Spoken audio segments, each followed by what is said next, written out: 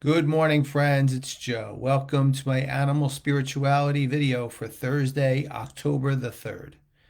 Hope all is well with you on this Thursday morning. We are going to talk about Daniel's survival from the gas chamber. There are many things to talk about surrounding that amazing day and what followed. But we're going to focus today on one aspect of it. Starting out, though, just as a remembrance, on October 3rd, 2011, I was in Fort Worth, Texas, scheduled to do a talk for a pet loss organization. A few states away in Alabama, Daniel was going into the gas chamber with 17 other dogs. After 30 minutes of the gas being poured in, those other dogs unfortunately lost their lives, but Daniel was standing there, wobbly but alive. Some amazing volunteers helped him. They survived the evening with him and made sure that he stayed alive, got him vet care the next morning, and then some amazing rescue groups, a wonderful group, flew him to New Jersey, and he ended up being adopted into our family. But that was just the beginning, as the saying goes. Daniel's life took off from there. And little did I know the amazing impact he would have to save so many lives. And that he did. Working with groups around the country, banning the use of the gas chamber, promoting adoptions of animals was just part of Daniel's mission, and a huge part at that. I oftentimes sit here and think how many lives were saved because of his influence.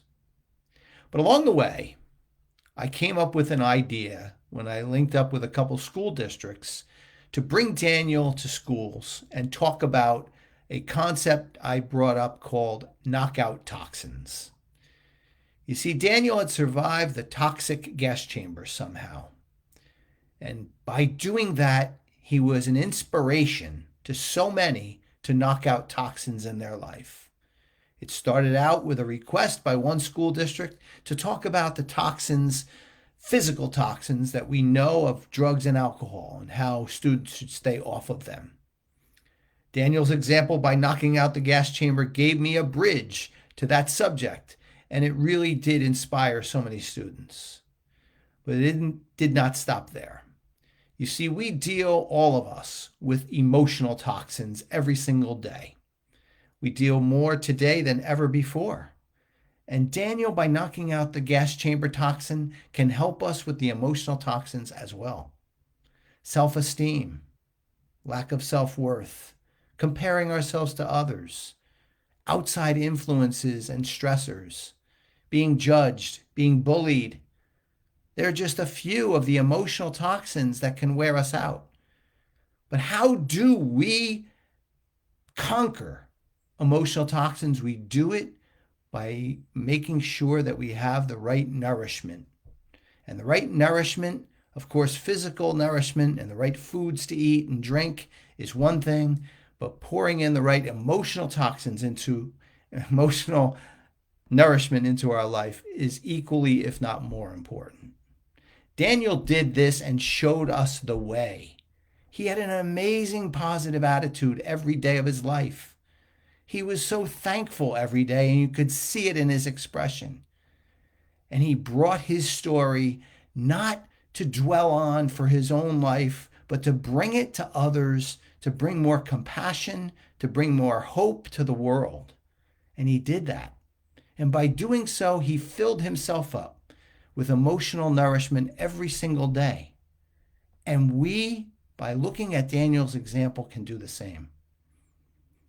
I've made a decision that I'm going to try and launch this once again. I believe that our youth can really benefit from it, and so can we as adults. We could benefit from it as well. The fact remains that emotional toxins are all around us. They continue to be. But Daniel did an amazing job showing us an inspirational strategy to deal with that, to deal with physical toxins in our life, and to bring more peace and purpose to our hearts every single day. There's no doubt that I miss Daniel every day since he passed away 3 years ago.